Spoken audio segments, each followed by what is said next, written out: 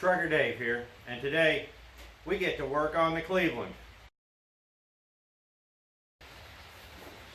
As you know, we started working on this 1973 Torino. It needs an engine, and if you remember the last video, she was rattling pretty good.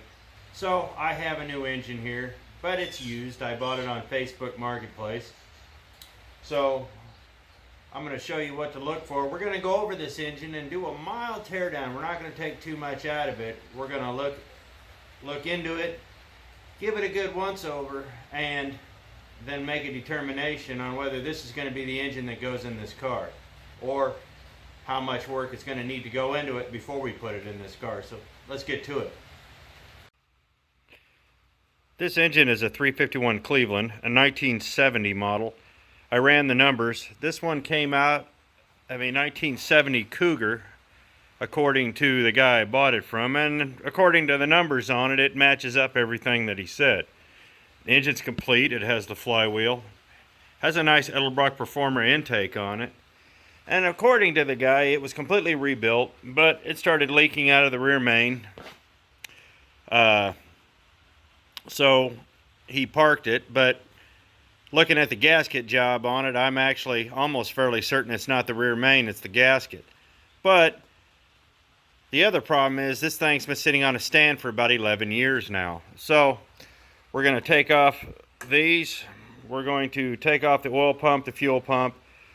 We're going to take a peek down into the distributor here, and we're just going to do a mild teardown. I'm going to have to replace the water pump. As long as this thing's been sitting, it'd be prudent, whether there's anything wrong with it or not, it's always prudent to replace the water pump. So let's get to it. Now, the one thing that we're going to do to make sure this is a good engine and we don't ruin anything is, before we even turn it over, well, I'm going to pull the pan off and pull the valve covers off, but before we turn the crank or anything like that, we're going to put a little bit of this marbles in there to get it all lubed up, because if the engine is seized from sitting, the last thing I want to do is break a ring or scour a cylinder or anything stupid trying to force the pistons up and down, because it is completely dry. It sat there 10 years. There's no oil at all. There's not even any residue left at this point. So a little bit of preventive maintenance, and that'll really help when we get ready to turn this thing over. So, all right, let's get to it. We're sitting here unscrewing the valve covers, and as loose as these things are, it's probably no wonder it was leaking. I mean, they are really loose. So, according to the guy, they just took it out, put it on the stand, using cork gaskets, and a lot of times cork doesn't set well. Cork's one of those. It's a great gasket, but it's real temperamental. So we'll have to get all these loose and take a look, and we'll see what we're dealing with. Now I got all the bolts out. I've got the loose. I haven't seen it yet, so let's see what it looks like underneath. Hey, that looks pretty good. A little bit of oil. So let's hope the other side looks just as good. Of course, I'm going to have to check the oil to make sure that it's all drained out, because I haven't done that yet. They used an awful lot of silicone on this one too, so you know, just take one of your little gasket scrapers here, and you're going to have to, whoops, there we are, kind of just get in there and she'll pop right up. Well, apparently there was still oil in it, so we'll get all that drained out, and then we'll have to go from there. While I'm waiting on the oil to drain out, we're going to look at a couple of things that could be potential problems. Not so much for this, but it's something that if there was a problem, this is where it would start. The one thing that really jumped out at me is this freeze plug's got a temporary that somebody had put in there.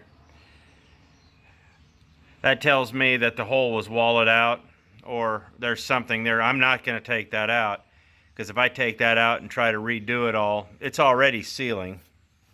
So if I try to take it out, I'm probably going to make it worse. But if I was doing a concourse restoration, this right here would be a deal breaker. I'd have to take it out, find out if this thing is actually fixable back to making it look like this, because if it's not, this engine would not be going back in the car. But for what we're doing, it's not going to be a bad deal. So this is something to be mindful of. We're going to have to take these motor mounts off because these will not work. These are for a Cougar and not a Torino. There is a difference. And we're going to have to do that on the same side, or on the other side. So everything over here looks pretty good, and we'll have to take that mount off too. Part of why we're doing this is because this engine hasn't been in a car for quite a few years, so it's been open. I wish they would have left the filter on, but we're going to have to go over a whole bunch of stuff here, so let's get back to it.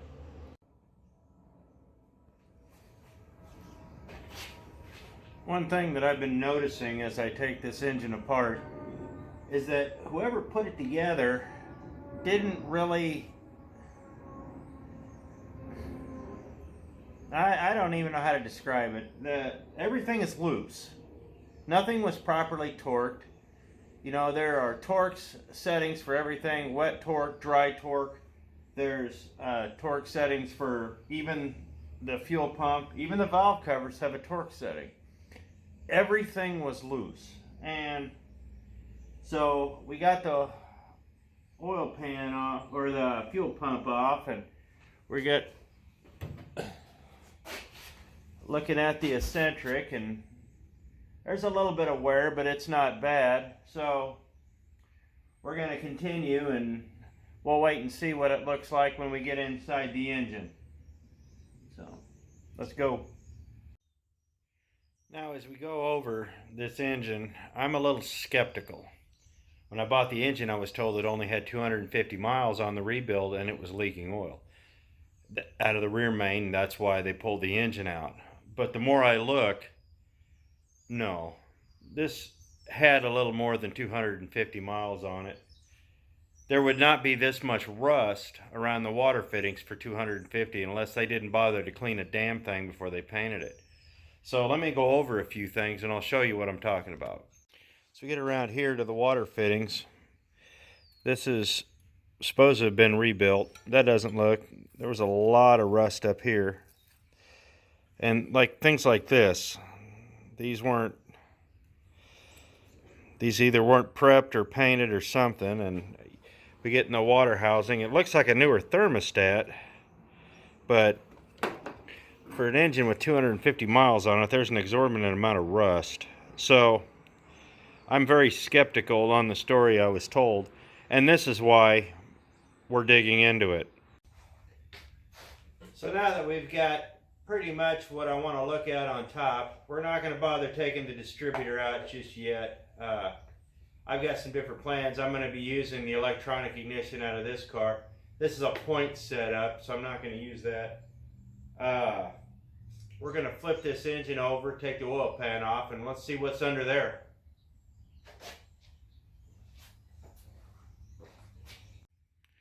Now that I've got the engine upside down, I'm already seeing some problems. Mismatched bolts. If these are as loose as the last bit, I'm sure the oil leak was probably coming from around here. So, in fact, from the mess on it, I'd almost lay money it was coming from back here. So, mismatched bolts, and nothing's been tight so far. So, let's get this pan off and see what's inside. Well, we got all the screws out, or bolts. Haven't taken it off yet, but the fact that it's not even siliconed on tells me that's where the leak was. So let's pull this off and see what it looks like underneath. That's that there. All right, it actually all looks really clean. It looks really clean. So I'm very pleased with this. Got a Nice timing chain in there. So, yeah. So we'll throw a little marbles in there and see what happens. I'm going to scrape the gaskets off this. Throw a little bit of marbles in the top, and then we'll go from there. Interesting bit of engine stuff. You can, all the main caps are marked 1, 2, 3, 4, 5. And the pistons are marked too. Every piston is made for this particular hole. Everything goes together, but it also goes together in a certain order. So that's what I find pretty cool about this. So I'm just digging this, honestly. So I haven't turned the engine over yet. Everything looks really clean. In fact, if you look down there, you can, it looks really clean. So I'll still put a little marbles in there just to be on the safe side, and we'll get it done. On a bright note, I think I found exactly where the leak was. These engines, when you do, a lot of these guys do these home rebuilds, right here with this seal, this is a common place where it leaks. It was really loose right here and peeled up and just came right apart. So there really wasn't anything here where these two seals meet. There's a cork seal in this seal, and chances are it was just running right out of here. These seals are all right, I guess, if you know how to put them on and you're good with them, but truthfully, I am all about a one-piece seal. Oh, this is a problem. They put too much silicone here, and it's all gooping up. So, I'll pull that out. So, that's the problem. Part of the problem is when people buy these Felpro rebuild kits, they're good kits, don't get me wrong. They have everything you need to do the job. But they don't want to spend the extra money on a one-piece oil pan gasket. And from what I saw here, they should have. That gasket was not sealed on top. When I undid the oil pan, it just literally came off. There was gaskets around the bottom. I showed you where it was leaking. But the gasket literally came off the top. They didn't prep the pan. So that's a problem. And with these corners and whatnot, a one-piece oil pan gasket is rather expensive. You're going to spend between 40 and 60 bucks at the auto parts store for it. Give or take. But it's worth it. It is so worth it. And you're like, well, why? I spent $60 on the gasket kit. Why am I going to spend 60 bucks for an oil pan gasket? Well, that's what you do. So it's worth it unless you want to be continually pulling your engine in and out and repairing leaks, because that's what's going to happen. You do it right the first time, spend the extra money, even though, yeah, sometimes it sucks, but spend the extra money, get the right gaskets or ones that'll work better than the Felpro, because this is 4 separate gaskets. He had to figure out how to make it work in multiple different places. A one-piece gasket lays down, boom, seals. There's no gaps. So that's something to consider when you're putting an engine together. Okay, now that we've got the engine on its side, we're going to pop these spark plugs out, take a look at them, and then we're going to put a little marbles down. I'm going to close them up, let them sit probably overnight, and we'll give it a spin, in 2 or 3 hours most likely. Maybe not overnight, but yeah. We'll take these out. Looks like they're also loose, and gotta spend some money on some plugs. Triple platinum. Too bad he didn't spend money on gaskets. Gonna sit here and put $12 plugs and use $3 gaskets. So that was pretty carboned up, so chances are it was running a little rich. So we'll check out the rest of them and go from there. So now we've got the plugs out. I'm going to put just a little bit down into each hole with this funnel. That ought to just grease it up just a little bit. Everybody speaks so highly of this product, so I thought I'd give it a try. and throw a little down in each cylinder, and I got to flip the engine over and do the other side, and hopefully it gets the cylinders, that way if there's any stuck rings, it'll come loose. Now the one thing I've discovered going through this engine is that whoever built it did it in a hurry. The prep was terrible, the execution was horrible, and it's no wonder why it started leaking oil and not running. So these things take time. You can't rush this. If you don't know what you're doing, or you have a question, you go find an answer. There's many manuals out there. Google's wonderful. Or talk to somebody else. You know, there's nothing wrong with that. I'm going to have to change out the accessories up front with this. Everything off the front of this engine is going to go on this. I get around back here and I find out that's a junkyard flywheel, but it's off a 302. Yeah, it'll fit, probably worked okay.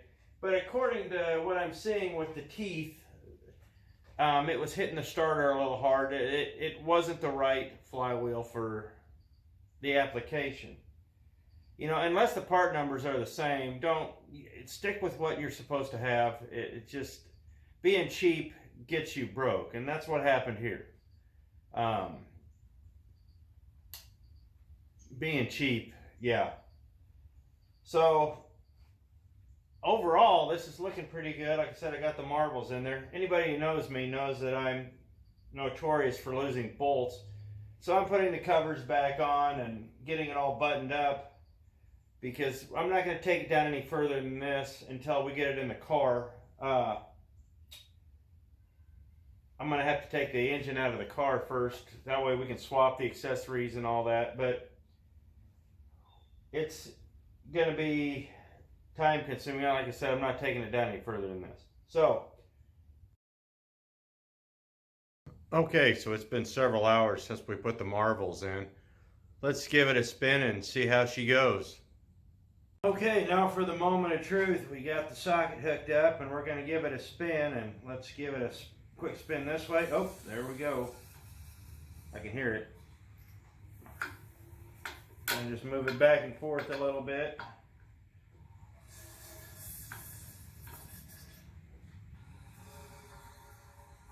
Now I can hear the marbles inside hissing, so once you go through and take the spark plugs out, it'll go over a whole lot easier. It's probably what I'll do next. But now we know the engine isn't locked up, we'll have to just give it one real slow revolution.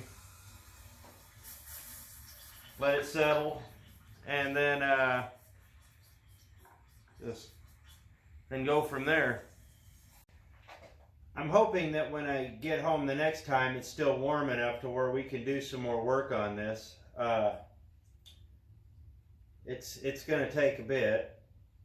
I don't know what I'm going to do when it gets cold. This is not a heated garage. This is basically a pole barn with a garage door. So we're going to try to keep up with these videos as best I can. Future plans for this is we're going to have to just basically take it one piece at a time. I'm going to use the intake off that car and the carburetor and the ignition system, probably the oil pan. Whoever put this oil pan on, it's binding up, the plug is. So it's just little things like the flywheel and the oil pan and whatnot. The extraneous things are just as important as anything else. So you get 2 or 3 extraneous things, don't seem like a big deal, but 2 or 3 extraneous things can turn into one big deal all at once. So we're going to have to go over all those, and I'm looking forward to it. So I appreciate it, and like, share, subscribe. We'll talk to you later.